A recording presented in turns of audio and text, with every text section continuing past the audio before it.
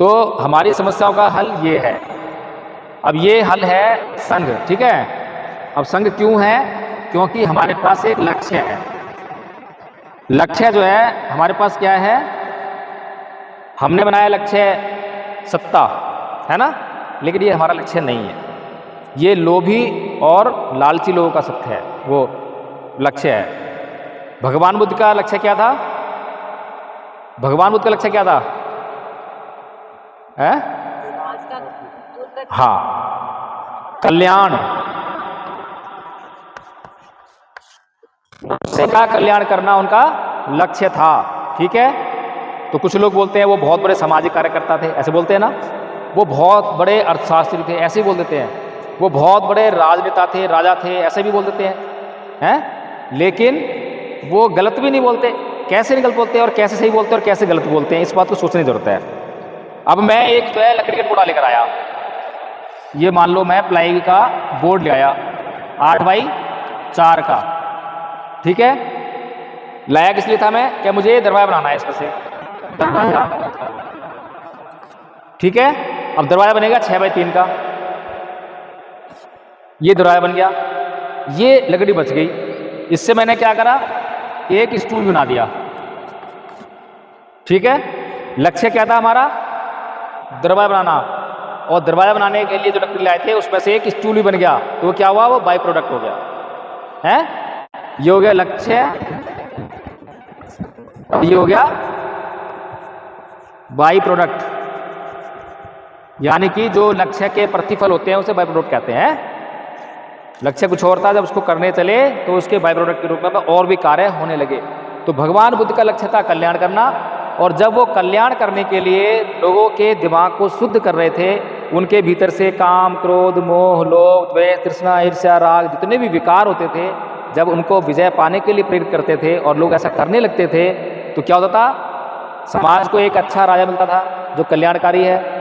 ऐसे ही हुआ ना, राजा बिंबिसार, प्रसेनजीत और भी बहुत सारे राजा आए। तो जितने भी राजा शरण में आए वो धार्मिक हो गए, प्रजा का कल्याण होने लगा। फिर जो व्यापारी थे वो भी आए, धार्मिक हो गए, शोषण बंद हो गया, दान शुरू हो गया, लोगों का कल्याण शुरू हो गया। फिर समाज में जो ब्राह्मण, जो समाज में भेदभाव फैला रहे थे, असमानता फैला रहे थे, जातिवाद कर रहे थे, वो भी शरण में आए, वो भी शुद्ध हो गए। फिर समानता फैल गई, शुद्ध हो गया। कितने सारे काम एक लक्ष्य को प्राप्त करने पर प्राप्त हुए। तो ऐसे ही जब हम अपने जीवन में एक लक्ष्य बनाएंगे, और वो लक्ष्य क्या होगा?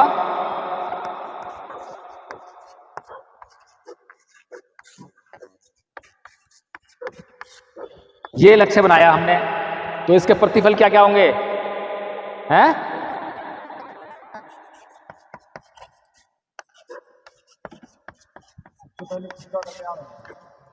खुद का कल्याण तो हो गया होगा सबसे। ये क्या होगा? राजनीतिक सत्ता, ठीक है। हमारी समस्या है आज की नहीं है? समस्या है, सत्ता से बाहर है तो अत्याचार सहन कर रहे हैं, दुनिया भर टैक्स लगे हुए हैं। अभी भी टोल टैक्स देना लग गया है कि उस पूर्वांचल हाईवे पे जो है 554 रुपये का टैक्स देकर आए हैं, 654 रुपये का। बताइए कोई तो क्या मतलब टैक्स लेने की जो है? जो सरकार का काम है हर बात पर टैक्स ले जा रही है। तो ये जब सत्ता आएगी तो हमारी समस्याओं का हल हो जाएगा। और बाबा साहब ने भी कहा है ना कि राज सत्ता आपकी सभी समस्याओं का हल है ना। लेकिन यहाँ से होगा, सीधे यहीं पे पहुँचने से नहीं होगा। और हमारे राजनेता या हमारे जो बुद्धिजीवी वर्ग जो वेंटिलेटर पे, वो क्या कर रहा है? सीधे यहीं शुरुआत कर रहा है। कर रहा नहीं कर रहा? अरे भाई, हमारे आदमी को अभी MLA बनाने वाले लोग कौन है? बताओ कौन है? कौन चुनते हैं उसको? हिंदू चुनते हैं या मुसलमान चुनते हैं? बौद्ध चुनते हैं क्या? जब उस हमारे आदमी को बौद्ध लोग जो है चुन ही नहीं रहे हैं, जिनके पास ताकत ही नहीं, बौद्ध लोग चुने कहाँ? थोड़े से बौद्ध हैं, उनके आधार पर कैसे वो MLA बन जाएगा? जब हमारे आदमी पता है कि मेरे को जो है, जो मेरा चुनाव हुआ है, मैं MLA बनाऊं, मैं बौद्धों के आधार पर नहीं बना, मुझे हिंदुओं ने बनाया है, तो क्या करेगा? वो हिंदू मंदिर में जाएगा, हिंदुओं की बात करेगा। और बौद्ध चिल्लाएंगे, देखो वो हिंदू चला गया, बंद चला गया, चिल्लाएंगे हैं। क्यों चिल्ला रहे हैं? क्योंकि वो बौद्धों के वोट से MLA नहीं बना, बौद्धों के वोट से प्रधानमंत्री नहीं बना, बौद्धों के वोट से मुख्यमंत्री नहीं बना। तो क्या करना पड़ेगा? हमें जो है इस सत्ता को हासिल करना है। किस आधार पे? बौद्धों के वोट पर। तो बौद्धों का वोट कहाँ से आएगा? बस सीधी सी बात है, गांव को पूरे को बौद्ध बना दो, बौद्ध वोट हो जाएंगे। सिंपल सी बात है, काम आसान है मुश्किल है। और ये कि यही मार्ग है जो बाबा साहब ने बताया है ना। बाबा साहब सांस्कृतिक परिवर्तन करना है क्योंकि दो संस्कृतियों के बीच में युद्ध है। ठीक है जी। फिर क्या है दूसरा, आर्थिक स्वतंत्रता। अभी आपके जो जितने भी आर्थिक संसाधन हैं वो किसके हाथ में है? जिनके हाथ में आर्थिक संसाधन है वो आपका शोषण कर रहे हैं, कर रहे नहीं कर रहे हैं। और जो संविधान के माध्यम से आपको आरक्षण के जरिए जो नौकरियां मिली उनको भी उन्होंने क्या करा, बैकडोर से जो है छीनने का काम कर दिया कि ना रहेगा बांस ना बजेगी बांसुरी।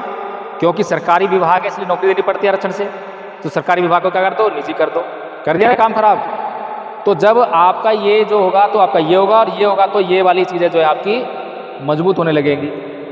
या फिर क्या करेंगे आप जो है, जब आप संगठित हो जाएंगे तो आपने अगर एक दिन में 1 करोड़ लोग अगर संगठित हो गए और एक दिन में उन्होंने निर्णय लिया कि आज जो है अंबानी का जो फ़ोन चल रहा है उसको यूज नहीं करना, एक दिन में अगर एक दिन में यूज नहीं करो क्या होगा, ठप होगी ना। तो ऐसे ही जब हम किसी को ठप कर सकते हैं तो अपने जो है खड़े भी कर सकते हैं। हमारे जो है व्यापार उद्योग धंधे सब कुछ चलने लग जाएंगे। कैसे चलेंगे? यहाँ चलेंगे। अभी हम दुकान खोल लें, एक आदमी बौद्ध होके दुकान खोल ले तो क्या होता है, हमारे ही लोग उससे कट जाते हैं, ये तो बौद्ध है, ऐसा ही है। और जब लड़का लड़की ढूंढते शादी के लिए क्या बोलते हैं लोग, क्या बोलते हैं कि बौद्ध लड़का वो चलेगा, ऐसे बोलते हैं, बौद्ध लड़की चलेगी। बताओ हद होगी।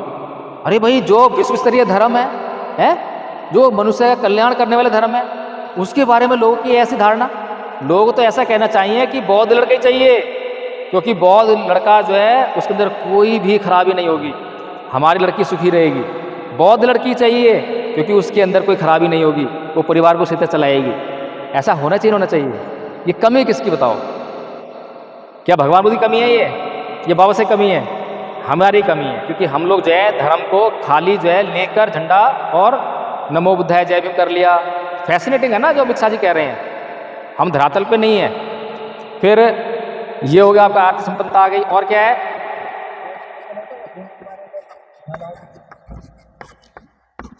सामाजिक समानता। सामाजिक जो असमानता है, सामाजिक भेदभाव है, ये भी हमारे लिए समस्या कारण बना हुआ है ना, है समस्या कारण है हमारे लिए। तो ये भी आपकी जो है खत्म हो जाएगी जब बौद्ध हो जाएंगे भारत में लोग जो है, तो ये खत्म। कौन किसका, कौन छोटा कौन बड़ा, खत्म सब कुछ है। तो आपकी सभी समस्याओं का हल क्या है?